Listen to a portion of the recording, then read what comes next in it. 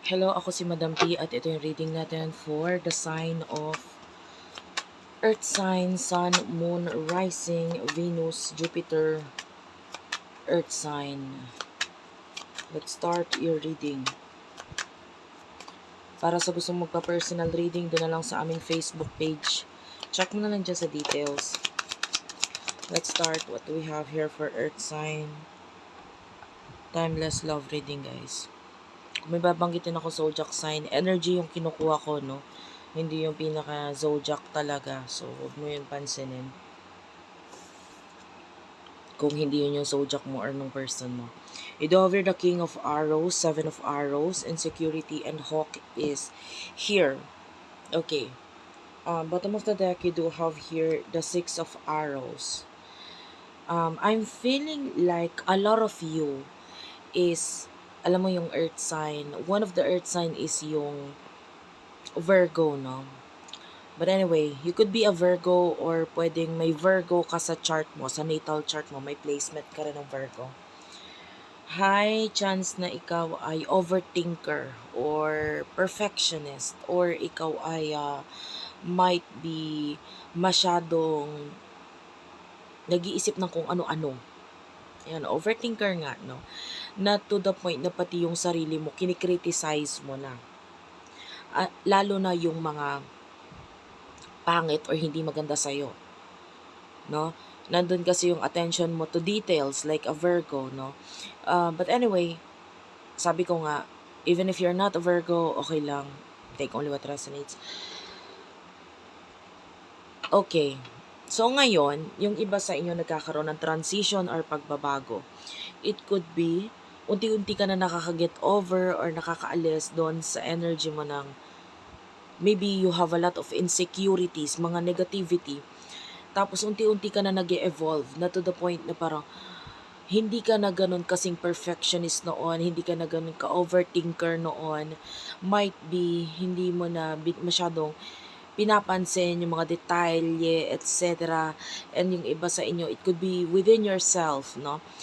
In the past, might be lagi mo tinitignan yung mga pangit, hindi maganda sa'yo, kung ano sasabihin ng ibang tao. Pero ngayon, natutunan mo yung parang wala ka nang pakialam. Kung hindi ka pa nakakarating doon sa point na yon, nandun yung unti-unti. Unti-unti.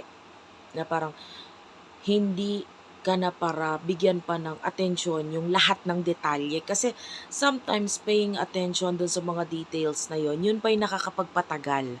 Sa halip na ikaw ay nakakapag-move forward na nagagawa mo na yung mga dapat mong gawin or mas makakapag-improve pa sa'yo, hindi mo nagagawa. Why? Kasi nakafocus ka pa rin sa hindi ka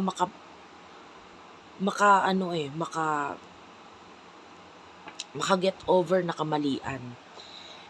And now, nandun yung transition. Napakaganda nitong Six of Arrows. This is transition. This is you moving forward. This is you na parang gumagaling ka na to the point na hindi ka na kasing perfectionist katulad noon.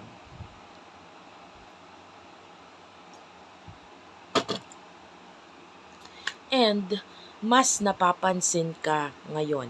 It could be by other people or maybe someone na mas nasa mataas sa'yo. Could be a father figure, boss, or maybe someone na nasa higher status, like someone who is older than you, or someone na nasa, if you're into entertainment or what, someone na mas marunong or mas magaling or mas matagal na sa industriya sa'yo, or kung ikaw ay nasa like social media, kung nandyan yung ano mo, it could be someone na mas maraming followers or mas maraming mas kilala, sabihin na natin ganon. And yung iba, it could be kung sa business, someone na mas mataas or mas magaling sa negosyo or may mapapatunayan na sa negosyo compared sa'yo. Basta siya ay mas higit na meron or mas higit na naging mas may masasabi.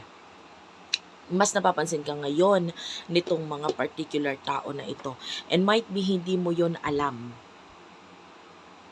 Kasi hindi ka na nga nagbibigay ng attention sa details. It's just that maybe nag-focus ka dun sa mas importante. So on and so forth. Ganun. Person na kakonect mo. Sino to? This is love reading, guys. Timeless love reading. Kung may babanggitin akong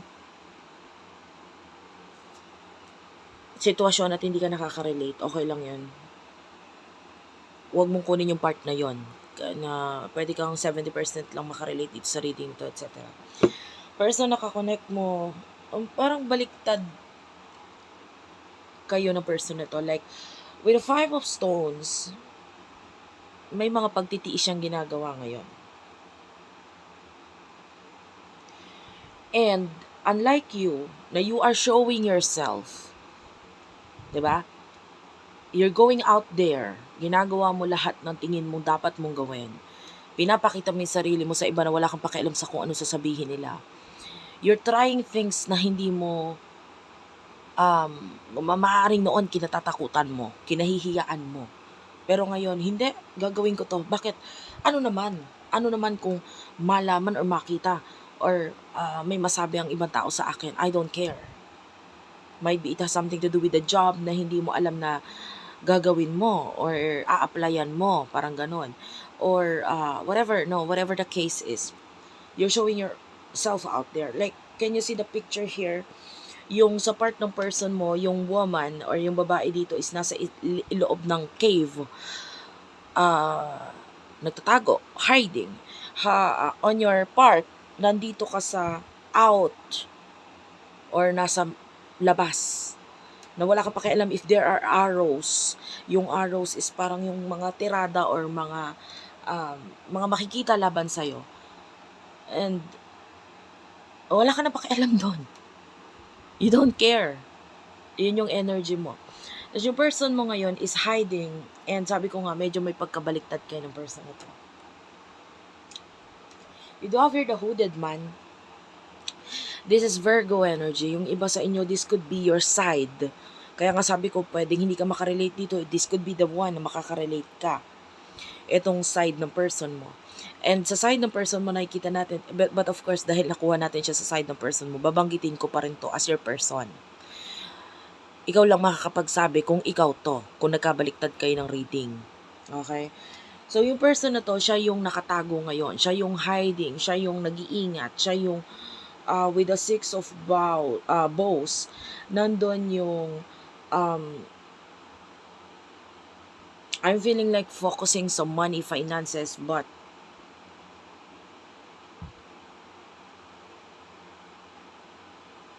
nagiging importante pa rin para sa kanya kung ano yung sasabihin ng ibang tao. So, sabi ko nga, may pagkakabaliktad kayo. Pwedeng nandun yung kumukuha pa rin siya ng opinion, especially ng family niya, ng parents, or whatever, kung sino man yung mga tao sa paligid niya na pinagkakatiwalaan niya nandun. Hindi siya lumalabas sa kanyang comfort zone. Emotions niyo sa isa't isa, please tell me. For Earth sign, Taurus, Virgo, Capricorn. You do have here the Woodward, okay? Woodward is here. The Ace of Arrows is here. Emotions. Kunin na natin yung mga emotion ninyo, ha? King of Arrows, Kingfisher. And the Blasted Oak. Emotions mo, I feel like,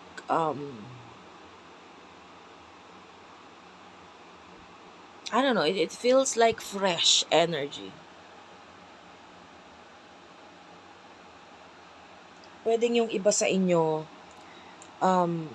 nandun sa may mga sinisimulan ngayon, and regarding sa person na kakonect mo, unti-unti ka nakakahinga ngayon regarding dito sa person na to. Meron yung iba sa inyo, kung meron kayong naging connection dati wherein nagkaroon ng partnership, maybe business partnership, or whatever, or if this is an ex-wife, ex-husband, it could be the child or anak. Basta there's something shared or pinagka-partneran ninyo nitong person na to. I'm feeling like there's something na um,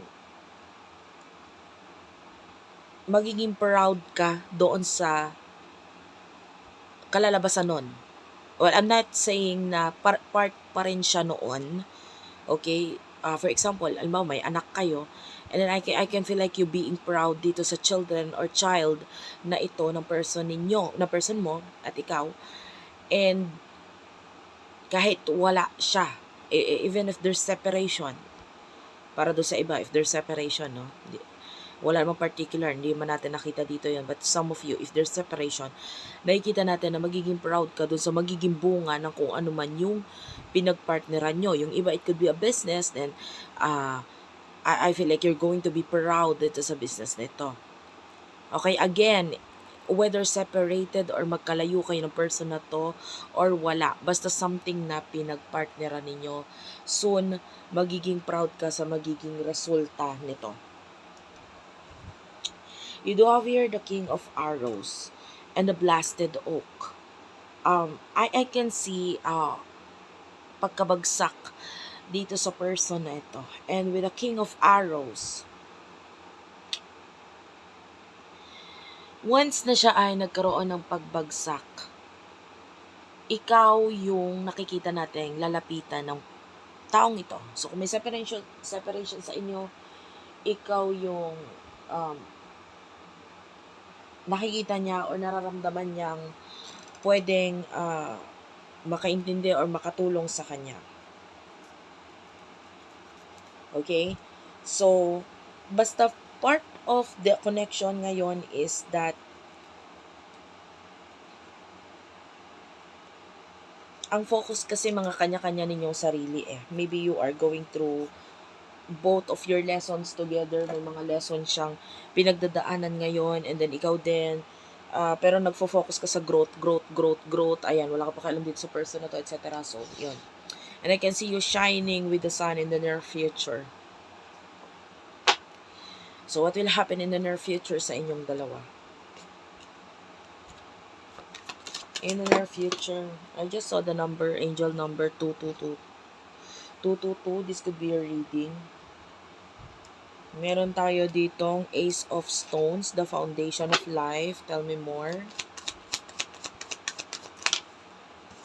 Person nakakonect mo. Dito naman tayo sa person nakakonect mo. You do have here the Two of Stones. Ayan, Ace of Stones, Two of Stones. The green man is here. Bottom of the deck, you do have here the Three of Stones. Page of Vessels is here.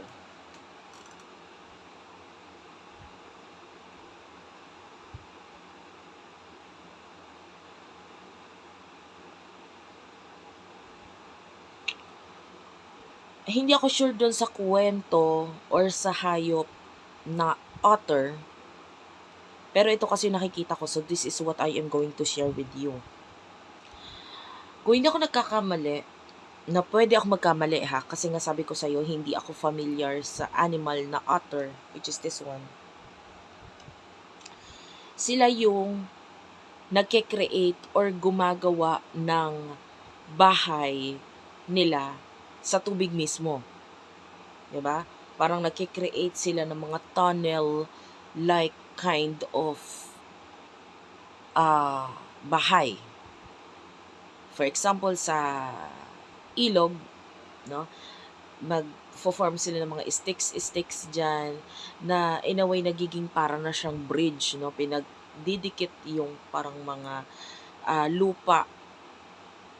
Like of course, pag may ilog, mayroong pagkakalayo ng dalawang lupa, and then because nag-create siya ng bahay dun sa gitna, parang magkakaroon ng bridge doon sa mga land or sa lupa na yon. So, the word is parang bridge. In the future, although may mga challenges, nakakakita tayo na gagawa ng tulay or ng paraan itong person na to. Regarding the Three of Stones, and I feel like the Three of Stones, actually the number 3 is growth. Number 3 is, nakikita ko siya as positive sign. It's growth, it's companionship, it's friendship, it's anong tawag dito, reconciliation. Yan yung ah, kumakatawan sa number 3 na positive. And I feel like there's positivity in the near future sa inyo na tong person na to dahil pwedeng gumawa siya ng tulay or paraan para gawin yung mga bagay na nabanggit ko. Magkaroon ng growth sa inyong dalawa, maging mas creative yung connection ninyo, magkaroon ng tulay, kung may separation, kung walang connection, communication, pwedeng gumawa ng communication or ng connection itong person na to sa inyong dalawa. The Ace of Stones and the Green Man. Some kind of call or pagtawag yung naririnig natin dito. And the foundation of life is here. The more na ikaw ay nagiging mas stable sa buhay, which is nakikita natin na yun yung nangyayari, na ikaw ay gumagawa ng paraan para maging mas stable ka, maging mas magaling ka, financially maging secure. The more nagfo-focus ka sa sarili mo, sa career mo, sa finances mo, na-attract mo yung blessings and yung taong ito, lalo na kung may separation sa inyong dalawa. So, continue on what you are doing, kasi nakikita natin na a-attract mo siya. Hindi man literal na ikaw yung tumawag sa kanya or gumawa ng paraan sa inyong dalawa, but I feel like yung person na ito ay lumalapit or gumagawa ng actions dahil nga, hindi ka nakafocus sa kanya. Parang ganun. And, yeah, nakakuha tayo dito ng changes. You do have your 5 of vessels. This is some kind of dance with a 5 of vessels. May sayaw dito. And, when you watch someone dancing, kung ano man yung sayaw, nakakakuha tayo doon ng may rhythm eh. Okay?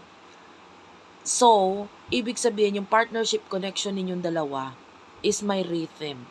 Nasa tamang tempo, nasa tamang timing, nasa tamang direction.